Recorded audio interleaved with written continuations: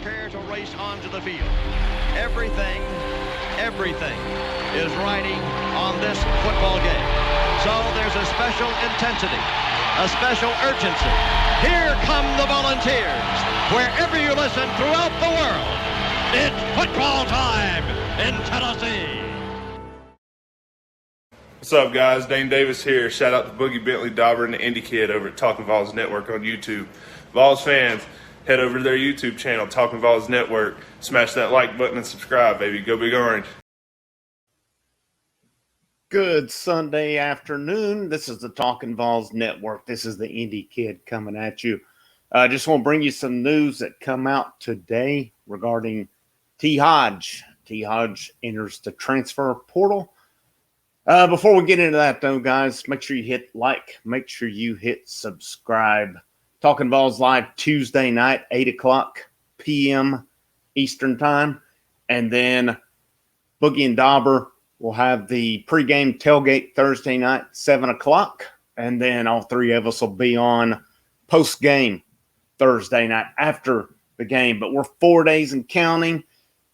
As John Ward said, it's almost football time in Tennessee. But a little surprising news today with only 4 days till the opener. T. Hodge enters the portal. Not sure it's a surprise long term, but didn't really expect to see anybody enter it 4 days prior to the game. But I understand you've got to do what you got to do. Wish T. Hodge the best of luck moving forward. I think right now, based on the depth chart, I think he was at best 6th on the depth chart, if not 7th. Obviously, you've got Jabari Small, Tyon Evans, and Wright. Those are your top 3 guys. And then D. Beckwith, not Kendall Beck, D. Beckwith and Lynette Whitehead. Those guys are 4 and 5. So Small, Evans, Jalen Wright, there's your top 3. And then Beckwith and Whitehead, 4 and 5. We've heard positive things about that. And then coaches have even mentioned walk-on Marcus Pierce Jr. as a possibility in the pecking order. So it's possible Hodge was running 7th coming in. And Jerry Mack, the running backs coach, had said in the spring about Hodge, he's done a real good job of showing some power, showing some speed. Consistency is going to be the key right now for him. But I can tell you right now, he's a guy that works his butt off, and he's got the body type to be potentially a power back in this offense. When Hodge signed a couple years ago with Jeremy Pruitt in Tennessee, he came in ranked 3-star prospect. This is according to 24/7 Sports. He was a 3-star prospect, ranked number 860 overall. He was the number 57 running back and the number 25 player in Tennessee. Of course, he played at nearby Maryville High School. His senior year, he ran for just over 1,000 yards, and he lost 3 games during that year as well. Seen comments on him based on his size. He's 6'1", 218, and the thought on T. Hodge is this guy's a bruiser. But in seeing comments and people who followed him at Maryville and even some of the analysts who scout him, is his size is he is a bigger back, but his style doesn't necessarily – he's not that bruiser that you expect at that size. Haven't really seen that what his style was, but I don't know if it's more of a finesse, but he's definitely not a power guy. So it'll be interesting to see where he ends up at coming out of high school. And before he chose Tennessee, he had offers, according to 24/7, he had offers from the likes of Penn State, Oregon, Michigan, Ole Miss, Virginia Tech, Georgia Tech, Arkansas, Kentucky, Missouri, Indiana, and others when he committed to Tennessee in June of 2019. And he only got in 1 game during his time, which was against Kentucky. And I don't know.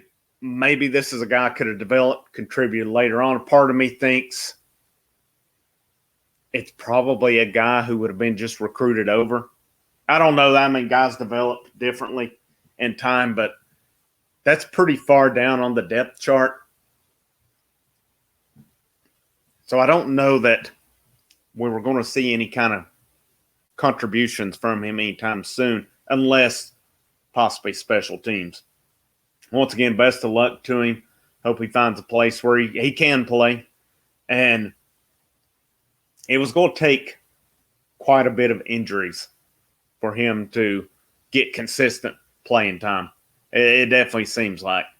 But still, a lot of depth in that running back room in Knoxville. A lot of it's pretty unproven. But again, I think that if there's one position, even though this position was hit hard by the portal with Eric Gray and Ty Chandler leaving, if there's one position that I think can overcome this, I think with Gray and Chandler, if there's one position that can overcome this, it is the running back spot. I think there's enough depth there. And we've talked about it. I know Boogie's done his videos on it. We've talked about it on Talkin' VAWLS Live. This position has a lot of potential to Jabari Small and Tyon Evans. And I really think that Jalen Wright's running third from everything I gathered, that he is third string, a speed guy who will play in the Heupel's offense. And then it's going to be interesting to see what they do with Beckwith, what they do with Whitehead.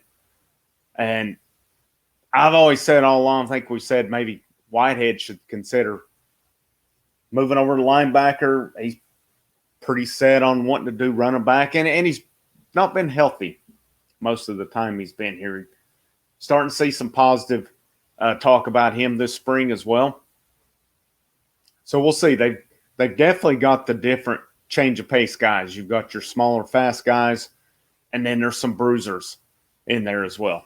So I'm excited to see what Tennessee's going to do. I'm excited to see how much they rely on the run game.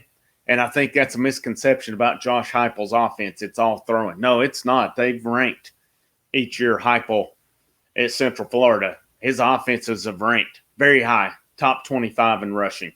I expect heavy dose of running this year. And again, if you're going to – if there's one position group that could withstand to lose the likes of an Eric Gray and a Ty Chandler, it's a running back position. I really think there's talent. They've recruited well at that position. But it's almost go time, guys. 4 days. Josh Heupel's supposed to meet with the media tomorrow. Not sure if the depth chart will be posted tomorrow. I still stand by what I've said all along on it. I think once the depth chart is released, that's when we're going to see that Joe Milton is quarterback number one. And then you're probably going to see a bracketed 2 with Harrison Bailey and Hendon Hooker. Fully expect Joe Milton. I think it's just formality at this point when he actually is named the starter. It's not if, it's when. I don't think there will be a lot of hoopla. I don't think there will be a big press conference just for the sake of naming the starter. I think it's going to be nonchalant and just come out on the depth chart, and then Heupel will address it. Whether it's tomorrow, whether it's Tuesday, with the earlier game, with the Thursday game, I think we'll see a depth chart probably about any time. Now, once again, 4 days, guys. The excitement's there. I think we're all have a level of excitement, a level of anticipation of seeing what this team's going to have. Really, so much unknowns. As we've seen an offense that struggled to even move the ball, much less score last year. Now there is hype. Now there is expectations that it will be a totally different offense. But the gist of it all, obviously it's an offense that won't have T. Hodge moving forward. So the running back room is down one. I know there's already a commitment for next year. And, of course, with the portal, things change as well. Who knows if we'll see any more transfers at any point after depth charts or as we get into the season. But it's always a possibility at this point. Once again, make sure, I think Boogie's dropping a video in the morning on Taven Jackson, where he set a record up in Indiana this week, so be looking out for that. If you're wanting your Bowling Green scouting report, Boogie dropped a good video on that this week, and I think you'll be seeing those moving forward. And again, Tuesday night, 8 p.m. Eastern Time, Talkin' VAWLS Live. Thursday night, pregame tailgate with Dauber and Boogie, and then postgame all of us will be on. But get excited, guys. It's that time. It's football time in Tennessee. Appreciate you guys tuning in. Have a good Sunday. And in the words of Boogie, go Big Orange.